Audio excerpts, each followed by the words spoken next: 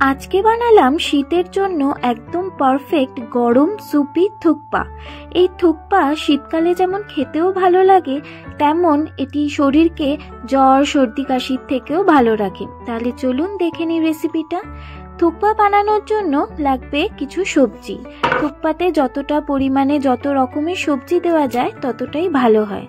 তার জন্য আমি নিয়ে নিচ্ছি ব্রোকলি। একটা ব্রোকলি নিচ্ছি, কিন্তু আমি এই ব্রোকলির থেকে কয়েকটা ফুলই ব্যবহার করছি। আর আমি এখানে নিয়ে নিচ্ছি একটা বাঁধাকপি। তার থেকে আমি 300 গ্রাম ওজন করে একটা বাঁধাকপির অংশ কেটে নিচ্ছি। আর বাঁধাকপিটাকে আমি একেবারে সরু সরু স্ট্রিপ করে কাটছি না, এই রকম একটু মোটা করে কেটে নিচ্ছি।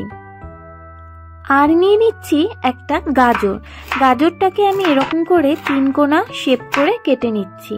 আর তার সাথে নিচ্ছি একটা ক্যাপসিকাম। ক্যাপসিকামটাও আমি এখানে হাফ ব্যবহার করেছি। আমি এখানে কোনো সবজি সরু সরু করে জুলিয়েন করে কাটছি না, একটু মোটা রাখছি। আপনারা নিজেদের পছন্দ মতন কেটে নিতে পারেন। আমি এখানে বিনসটাও টুকরো করে কেটে নিলাম। আর নিলাম একটা টমেটো কেটে নিলাম। আর তার সাথে নিচ্ছি মাশরুম। আমি এখানে ভেজ থুকপা বানাচ্ছি, তার জন্য আমি এখানে মাশরুম ব্যবহার করছি। আর নিয়ে নিচ্ছি একটা স্প্রিং অনিয়নের গোড়ার অংশ, সেটাকেও আমি কুচো করে কেটে নিচ্ছি। থুকপা বানানোর আরেকটা মেন ইনগ্রিডিয়েন্টস হলো নুডলস। আমি এখানে এগ নুডলস ব্যবহার করছি। আপনারা এখানে স্প্যাগেটিও ব্যবহার করতে পারেন। তো নুডলসটাকে আমি প্রথমে সিদ্ধ করে নিচ্ছি 1 চামচ নুন আর কিছুটা তেল দিয়ে। নুডলসটা একপাশে সিদ্ধ হোক, এদিকে আমি তেলে দিয়ে দিচ্ছি পেঁয়াজ, আদা, রসুন আর লঙ্কা কুচি। এগুলোকে একটু ভালো করে ভেজে নিয়ে আমি দিয়ে দেবো ব্রোকলি, গাজর আর বিনস। এগুলো একটু শক্ত সবজি, সিদ্ধ হতে সময় লাগে, তাই এগুলো আমি একটু আগে দিয়ে নাড়িয়ে নিচ্ছি। নাড়িয়ে নিয়ে পরপর দিয়ে দেবো বাদবাকি সবজিগুলো। বাদবাকি সবজিগুলো আমি বেশি ভাজবো না, হালকা করে ভেজে নিয়ে দিয়ে দেবো নুন, হলুদ, লঙ্কার গুঁড়ো, জিরে গুঁড়ো আর ধনে গুঁড়ো। আর দিয়ে দেবো 1 চামচ মতন সয়া সস, আর দেবো 1 চামচ মতন চিলি সস। এগুলো দিয়ে হালকা করে ভেজে নিয়ে দিয়ে দিতে হবে জল। জলটা এমন পরিমাণে দিতে হবে যাতে সবজিগুলো ভালো করে ডুবে যায়। দিয়ে আমি একটু ঢাকনা চাপা দিয়ে রাখবো যাতে একটু ফুটে যায়।